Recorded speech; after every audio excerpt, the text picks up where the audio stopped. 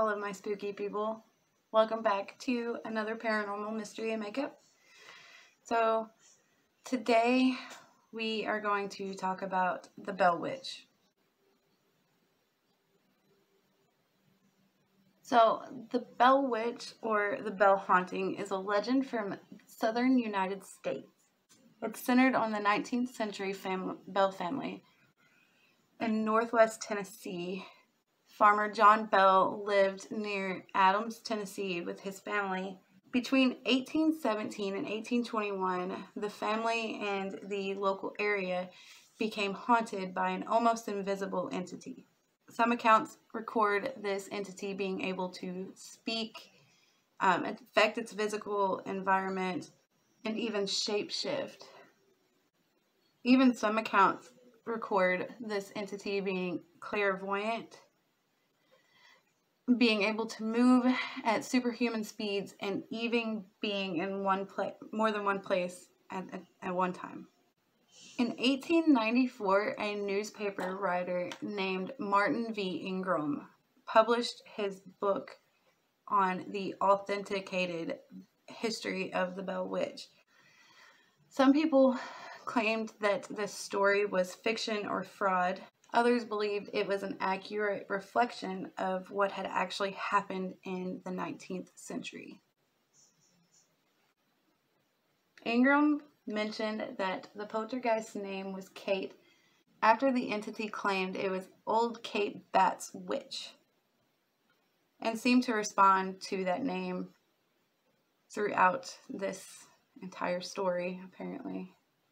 Now, it's said that the physical activity actually mainly centered around their youngest daughter, Betsy, and of course, Mr. Bell himself. Now, it's said that this haunting began in 1817 when John Bell was approached by a strange animal that resembled a dog. Now, it's said that Mr. Bell actually shot at this animal and it just disappeared. Son Drew approached an abnormally large bird that it again vanished. Even at one point that Betsy claimed that she watched a little girl in a green dress swing on the swing outside her bedroom window. Dean, who was a man who was enslaved by the Bell family, would be followed home by a large black dog whenever he went to visit his wife.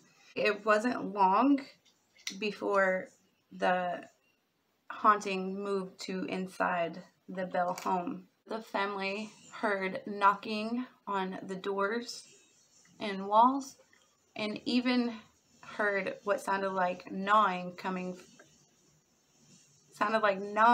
on the beds at night.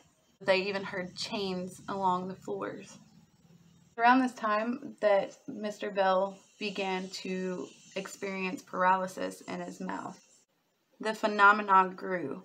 Started ripping sheets off of beds as the kids slept, eventually started pulling hair and scratching kids and focusing more on their youngest Betsy, who claimed that she was scratched, slapped, and stuck with pins.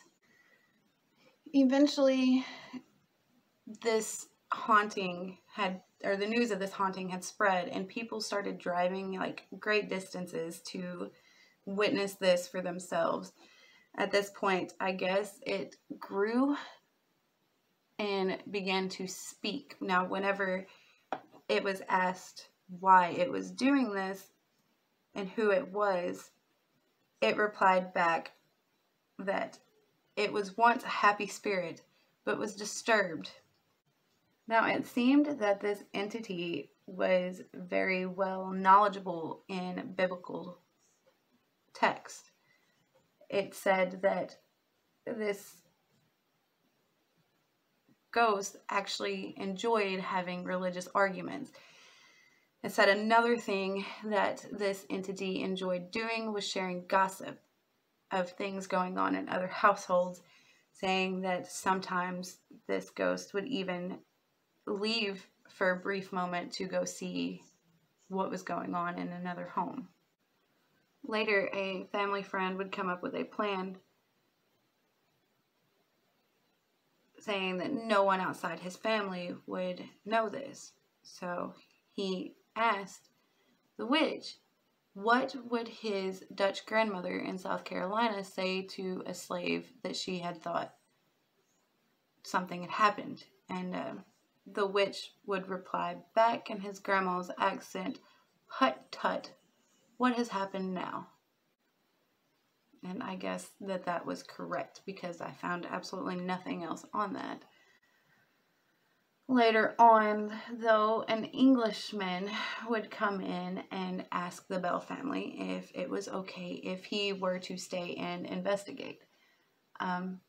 It said that they agreed upon this, and he went in mentioning, his family overseas in England. And it said that the witch then started to mimic his English parents. Early the next morning, he was woken up to the voices of his parents, and not knowing it, but at this same exact time, his parents were woken up by his voice. That he left immediately and later on sent the Bell family a letter.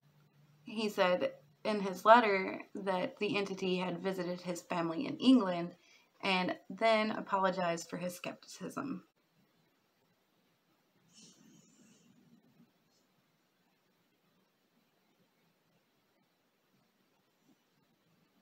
Now, it's said that this entity showed great compassion for Mr. Bell's wife, saying that the witch would bring her fresh fruits and would even sing hymns to her.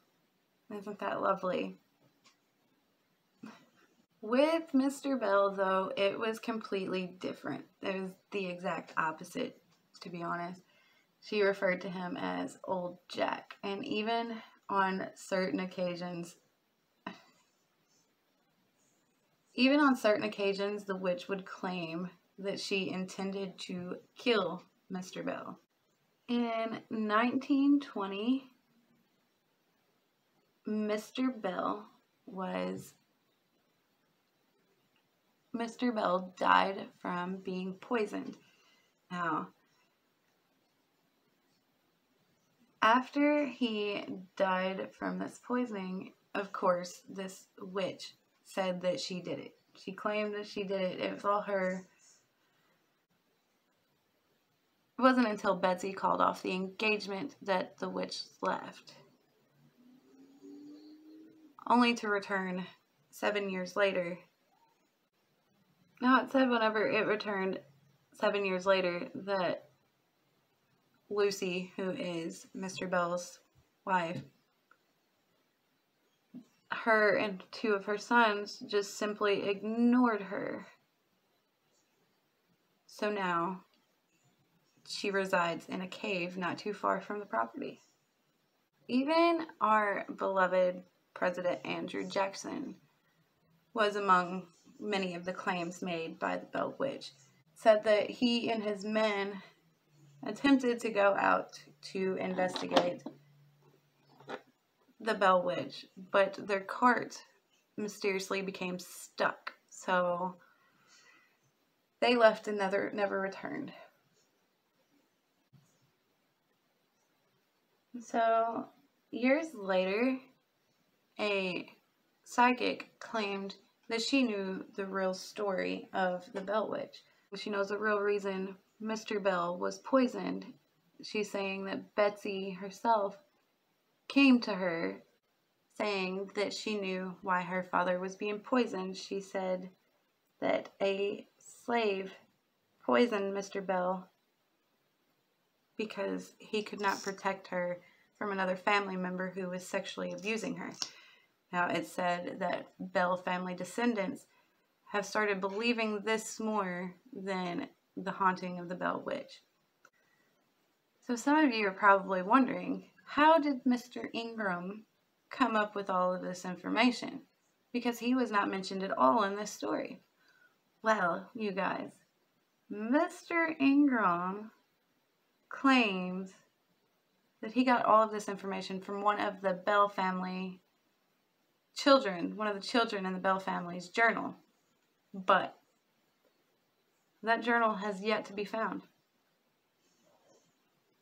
So is this a real ghost story?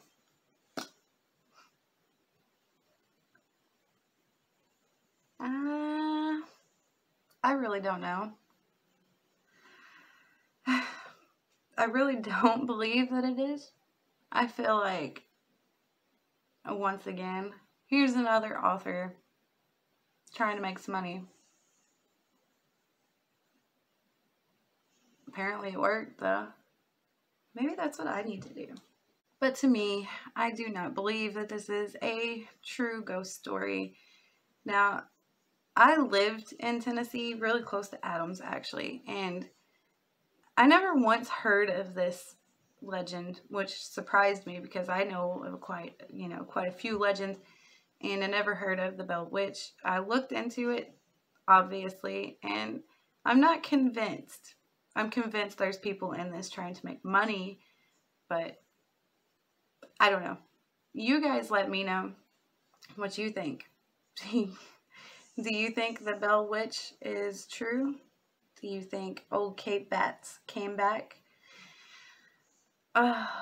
There's so many stories. There's one story that actually claims that Mr. Bell was in North Carolina, I think is what it said. But anyways, it says that there's another one that says that John Bell was in North Carolina and an awful, unpleasant woman ended up falling in love with him, and he ended up murdering her, which then created this unpleasant witch. But I don't know. I went with Ingram's story because apparently his is authenticated. So I don't know. You guys tell me what you think. Do you believe in the Bell Witch? Because I sure as hell don't. But I figured I would tell y'all the story because it is a mystery, right?